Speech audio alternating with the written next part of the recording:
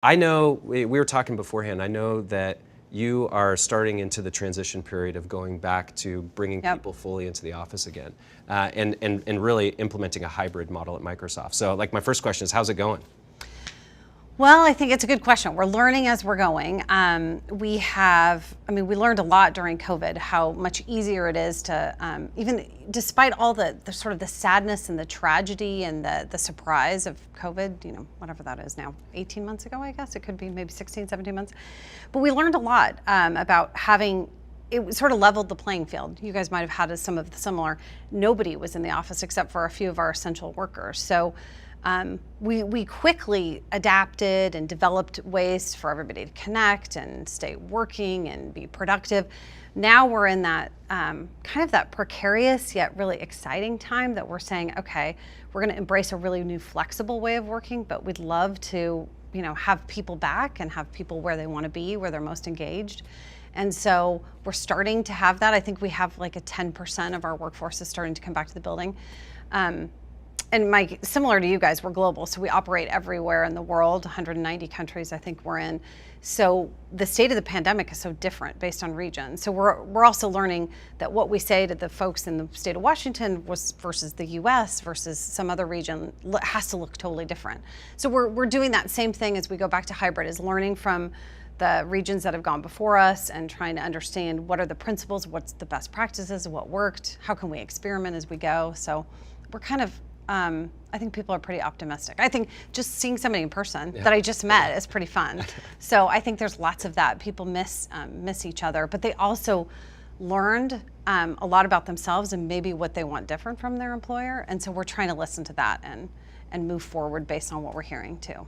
Yeah, it is great to be back, but I've noticed that we may have forgotten some basic social. Oh yeah. So I've been in a lot of meetings where people are sitting there and there's long, awkward pauses. Yeah. Like, okay, who's supposed to talk next? Where's my mute button? Yeah. I think there's a little transition period where you have to figure all that out. Have there been any? You were mentioning best practices. Yep. Have there been any things that you have seen, or the company's seen over the last year and a half, that have been surprising and that you think will carry forward post-pandemic? Yeah. Well, first, the awkward thing totally resonates. I mean, even shaking people's hands or not, or talking, everybody's sort of talking about if they're vaccinated or not and talking about masks. So I think we'll have some transition time there. But yeah, I think we, Mike, I was doing some work on what are the things in HR that we learned from COVID to hybrid. And, in the world that I live in, we like 3 things, because I think that's the only thing that I can even remember. But I think I came up with 15 or so. But sort of on that list, some of the things that surprised me is I think health and safety is going to sort of stay in tech. And it's not something, I've been 25 years in HR, but always in tech, and it's not something I've had to think about every day. If I was in a different sector, maybe manufacturing or something, that would be top of mind in HR.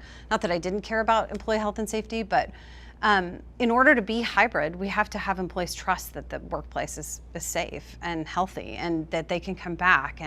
And so that's that I think surprised me about how much that's going to be lasting. I think I had this structure in my head that COVID would end and hybrid would begin. And now I know we're going to be in some of that. If you look at what the CDC says, we're going to be in some sort of state of transition across the globe for the next couple of years. So that's been super important, is how do we actually, in order to do hybrid, how do we get people to trust us to come back?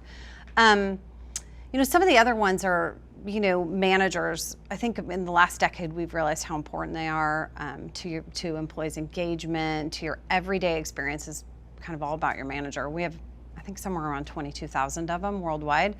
And so really focusing on that population, and instead of being hard on them for what they're not doing, is how do we support them? And so we learned a lot through COVID and now through hybrid about we shouldn't expect managers just to know what to do. If you are remote, you have an employee that's remote, you have one at home and you have one in the office, what's the best way to have a meeting or a connection?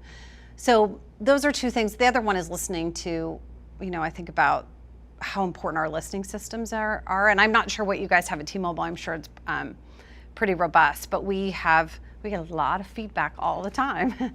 And so it's sort of about how do we hear what employees need and want, how do we balance it with the business and the culture. And so we have daily pulses or daily surveys, we have ways to get employee sentiment, we have ways to get employee feedback. So that's been a super important part of this. That's been more of a surprise how much we actually relied on the employees to tell us what we needed versus us coming up with the idea and saying, here's, ta-da, here's what we think you need. Here's what they're asking for, and can we do that within our values, our business results that we want in our culture.